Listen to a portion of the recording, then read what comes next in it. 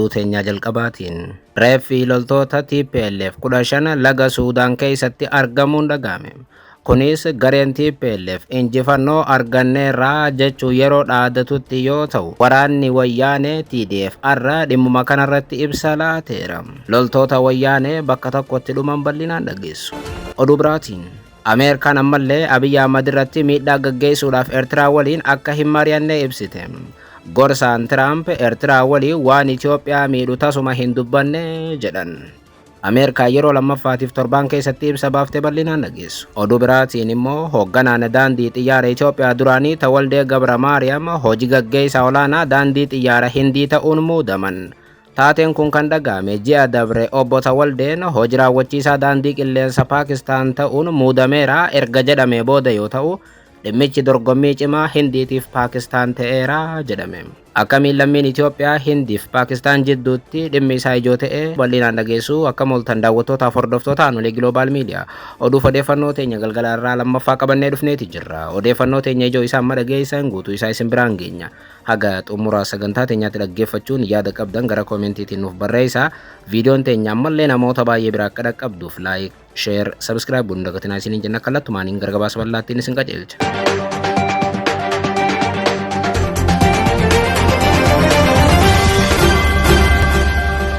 Oduu teenya jalqabaatiin Ameerikaan ammallee Abiy Ahmad irratti miidhaa gaggeessuudhaaf Eertiraa waliin akka hin mari'anne ibsite. Gorsaan Tiraamp Eertiraa waliin waan Itoophiyaa miidhu tasuma hin dubbanne jedhan.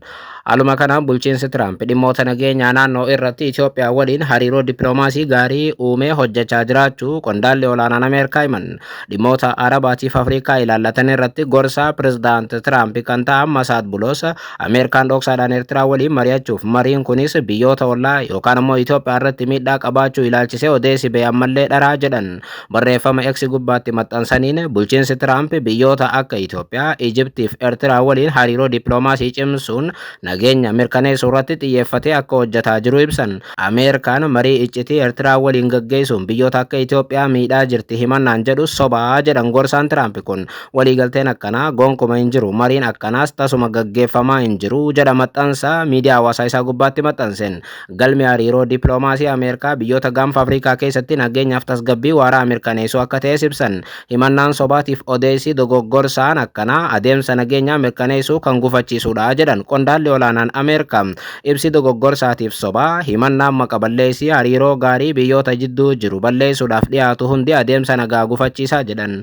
Gorsaan Tiraamp kun torbaan tokko duraas ministeerota haajaa alaa Ijipti, Eertiraaf Soomaaliyaa waliin erga mari'atanii torbaan tokko booda Ameerikaan ejjannoo farra Itoophiyaa ta'e tarkaanfachiisaa hin jirtu jechuun dubbatanii turuun ni yaadatama.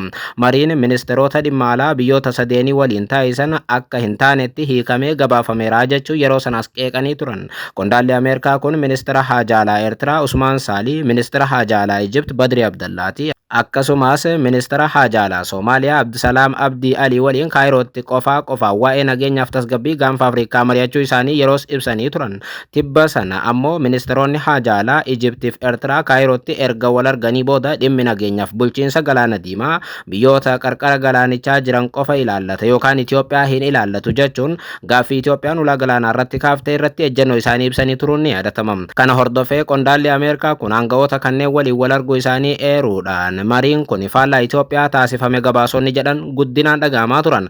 Haa ta'u malee gorsaa olaanaan pirezidaanti Tiraamp ergaa X gubbaatti yeroos katabanii turaniin gabaasonni kun sobaaf dogoggorsiisaadha jechuun dippiloomaasii Ameerikaa haala sirrii hin taaneen dhiyeessaniiru jechuun qeeqan. Ameerikaan Itoophiyaaf gaanfa Afrikaatti akkasuma biyyoota hunda galaana diimaatiif naannichatti argaman waliin dhimma waloo irratti akka hojjetus hubachiisanii turan. Kanaanis hariiroon michuu biyya naannicha keessa jirtu tokko waliin taasifamu kaan waliin faallaa dhaabbachuu akka hin taane hubachuun gaariidha jedhan. Yookaan hariiroon Eertiraa waliin taasifamu kamuu Itoophiyaa irratti miidhaa raawwachuuf miti jedhanii turan. Yeroo lammaffaatiif ergaan isaan dabarsan kun ammallee Ameerikaa fi Itoophiyaa jidduu wal amantaan akka hin jirre mirkaneessaa jedhu xiinxaltoonni. Mootummaan Itoophiyaa addatti yookaan gama tokkotti akka dhiibameetti akka itti dhagahamu xiinxaltoonni ragaa ba'u. Addatti ammoo dhimma gaanfa Afrikaa mari'achuudhaaf Eertiraa fa'aa biyya jedhanii fudhachuun dogoggora guddaa Ameerikaan raawwatteedhaas jedhanii amanu namoonni siyaasaa naannicha hordofan. Oduu biraatiin reeffi loltoota TPLF 15 laga Suudaan keessatti argamuun dhagahame. Kunis gareen TPLF injifannoo arganneerra jechuun wayita dhaadatanitti dhagahame. Haaluma kanaan walitti bu'iinsi cimaan guyyoota muraasa darban keessa kaaba dhiyaa Itoophiyaa keessattuu daangaa dhiyaa Tigraay iddoo Shararinaa jedhamutti humna ittisa biyyaatiif hidhattoota TPLF jidduutti dhalate yaaddoo guddaa uumaa jira. Waraanni kun waliigaltee nagaa Pretoria waggaa 2 dura jechuun 2022 sadaasa mallatteeffame balaa irra kan buuse yoo ta'u, dhiibbaan isaa daangaa qaxxaamuruun biyyoolaa Suudaanitti ifatti mul'achaa akka jiru gabaasaaleen mirkaneessaniiru. Dhukaasni meeshaalee gurguddaatiif haleellaa naannichatti dhaga'amaa jiru iddoo sana deebisee gara dirree waraanaatti akka jijjiire miidiyaaleen idil addunyaa gabaasuu irratti argamu. Amma ragaaleen lafarraatiif gabaasonni idil addunyaa akka mul'isanitti miidhaa waraana kanaa suukanneessaa tahaa dhufeera.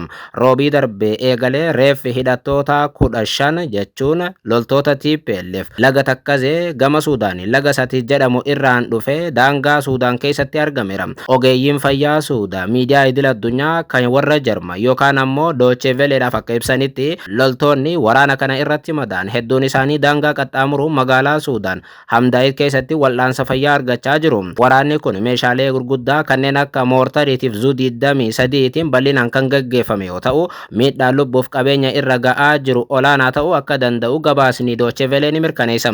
Rakkoo namoomaa waraana kanaan dhalates daran hammaachaa akka dhufe Aljaziiraan gabaaseera. Dhukaasa meeshaalee gurguddaa kana irraa lubbuu isaanii baraaruuf jecha lammiileen Itoophiyaa dhalattoota Tigraay dhibbaan lakkaa'aman gara Suudaanitti baqachaa akka jiran Aljaziiraan gabaasuu guyyaa tokko dura gabaafnee turre. Gama biraatiin waraana guyyoota dura dhalate kanaan wal qabatees caccabaan meeshaalee waraanaa buufata baqattoota Suudaan daangaa irratti argamanitti dhiyeenyatti waan kufeef qaamolee eegumsa baqattoota Suudaan biratti sodaa guddaa akka uumaa jiru himameera.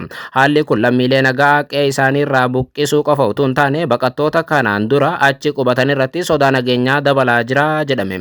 Haala qabatamaa waraana kanaatiin cinaatti qaamoleen TPLF ammallee biltsiginnaa himachuu itti fufeera. Gareen TPLF ifatti ibsa deddeebiin baasaa jiru. Mootummaan federaalaa waliigaltee nagaa Pretoria cabsuun haleellaa lafoo bal'aa of eeggannoo malee nurratti baneeraa jechuun hawaasni idil addunyaa dhimma kana jidduu akka seenu gaafachuu itti fufeera. Ta'ullee mootummaan federaalaa waraanni Tigraay jedhame kun ammallee dhalachuu dhabuu irratti ibsa kenne hin qabu. Waraanni kun dhalatee har'a guyyaa 4 ol kan ture yoo ta'u, mootummaan federaalaa callisuu filachuu isaati. Mootummaan federaalaa waraana kanarraa kan of qusateef akkasumas ibsa baasuurraa kan of qusateef gareen TPLF waraana ofiif baneen ofumaaf deebi'ee waan miidhameef ta'uu danda'a jedhu xiinxaltoonni siyaasa.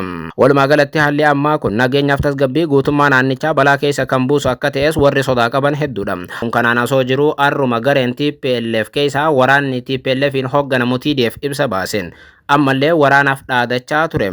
Inumaa injifannoo gurguddaa arganneerraa jechuun waraanni TDF ibsa baasee ture wayita miidiyaan guddichi Deutsche Welle loltoonni TPLF hedduun akka du'an gabaasutti.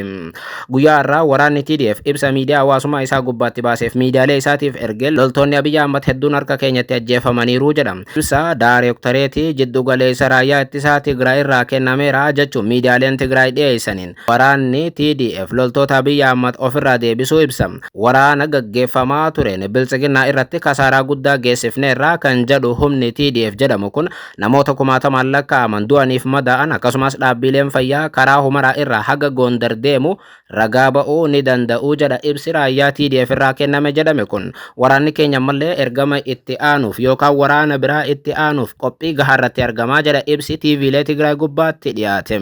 Sirni biltsiginnaa duguuggaa sanyii kufaatii isaa kan hin eeggamne haguuguuf jecha oduu sobaatiif dogoggora adda addaa facaasuu irratti bobba'ee jira kan jettu gareen TDF kan TPLFin hoogganamtu ammallee waraana gaggeeffamaa ture irratti akka waan injifannoo argatanitti labsaa jiru jechuun hubachiifti. TDF injifatamuu malee injifannoo kan hin beekne sirni PP hamilee waraanaa deebisuudhaaf uummata Itoophiyaatiif hawaasa addunyaa burjaajeessuuf jecha oduu sobaa facaasuu irratti argamus jedha TDF ibsarra baaseen. Haa ta'u malee waraanni jalqabarraa hamilee dhabee ture injifannoo sobaatiin hamilee isaa deebisuudhaaf xiyyeeffatanii hojjechaa jiru. Ta'ullee waraana dhiyoo banameen loltoonni TDF injifannoo guddaa argataniiru addunyaan kana ragaani baatii jedha TDF. Oduu teenya xumuraatiin hoogganaan daandii xiyyaara Itoophiyaa duraanii Tawaldee Gabra Maariyaam hojii gaggeessaa olaanaa daandii xiyyaara Hindii ta'uun muudaman.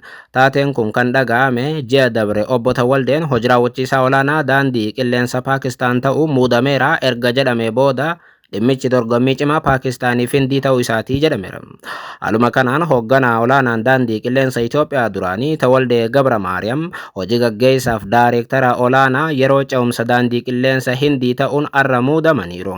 Akka Reuters gabaasetti Tawaldee Gabra Maariyaam hojii gaggeessaa daandii qilleensa Itoophiyaa duraanii qormaata faayinaansiitiif hojii dhaabbatichaa qorachuudhaan akkasumas karoora fooyya'insa isaa gaggeessuuf itti gaafatamummaa akka fudhateera. Hojii gaggeessaan daandii qilleensa Itoophiyaa duraanii Tawaldee Gabra Maariyaam bara 2011 hanga 2022tti daandii qilleensa Itoophiyaa hoogganaa turaniiru. Kanaanis maqaan isaanii yookaan immoo jijjiirama daandii qilleensa Itoophiyaa keessatti mul'ateen guddoo kaafama. Ammatti maaliif Hindiitti muudame kan jedhu garuu gaaffii namoota hedduuti. Daandiin qilleensa Hindii erga xiyyaarri isaa bara 2025 keessa kufee namoota 260 ajjeese booda kasaaraa maallaqaa guddaaf to'annoo nageenyaa jabaa jalatti akka argamu miidiyaaleen Hindii gabaasaniiru. Akka Reuters gabaasetti taatee mudate sana booda hojii gaggeessaa olaanaan daandii qilleensa Hindii hojii gadhiisaniiru. Kanaanis amma bakka isaa hoogganaa daandii qilleensa Itoophiyaa duraaniitu bu'e.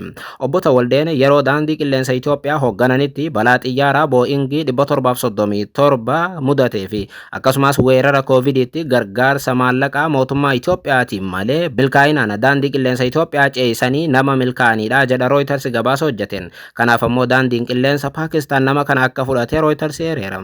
Immoo oduun arraa kun kan dhaga'ame ji'a akka arraa guyyuma akkanaa daandiin qilleensa Paakistaan obbo Tawaldee Gabra Maariyaam hoogganaa hojii raawwachiisaa olaanaa gochuudhaaf qaadhimachuun erga gabaafamee booda ture. Bloomberg adeemsi muudama isaa xumura irra gahaa jiraachuu yeroo sana kan gabaase yoo ta'u, Arab News immoo guutummaatti lammiin Itoophiyaa kun Paakistaanitti muudamee jiraachuu mirkaneeffadheeraa jechuun qondaaltota wabeeffatee gabaasee ture Arab News. Amma maaliif gara Hindiitti fudhatame kan jedhu yookaan ammoo maaliif Paakistaanitti hin fudhatamin kan jedhu yoo ilaallu dhimmi kun dorgommii cimaa biyyoota lamaanii ta'uu agarsiisa jedhu xiinxaltoonni. Akka gabaafametti osoo firiin Paakistaan sun hin milkaa'in yookaan ammoo mariin Tawaldee waliin Paakistaan gaggeessite osoo hin milkaa'in boordiin daandii qilleensa Indiyaatiif abbootiin qabeenyaa Taataa Group xiyyeeffannoo dorgommii qilleensa addunyaa irratti qaban milkeessuuf jecha dorgommii dhuunfaa cimaa dhoksaadhaan taasisuun obbo Tawaldee hatattamaan Paakistaan jalaa fudhatanii muudaniiru jedhameera. Osoo dubbannu immoo biyyoonni lamaan jechuun Paakistaaniif Indiyaan hagam akka walirratti dhiibbaa godhan ni beekama. Biyyoonni lamaan biyyoota yeroo dheeraadhaaf wal dhibdee qaban ta'uunis wal naman gaafachiisu. Paakistaan daangaa qilleensa ishee yoo ilaalle amma xiyyaarota Hindii irratti guutummaatti cufteetti. Paakistaan daandii ishee cufachuu wal qabate ammoo baasiin boba'aa daandii qilleensa Indiyaa baay'ee akka dabalee seerama. Rakkoo Paakistaan waliin qaban kana furuudhaaf muuxannoo obbo Tawaldee Gabra Maariyaam fayyadamuun filatamaa akka ta'etti waan amananiif warri daandii qilleensa Indiyaa obbo Tawaldee fudhachuu akka hin oolles xiinxalameera. Halkan gaarii.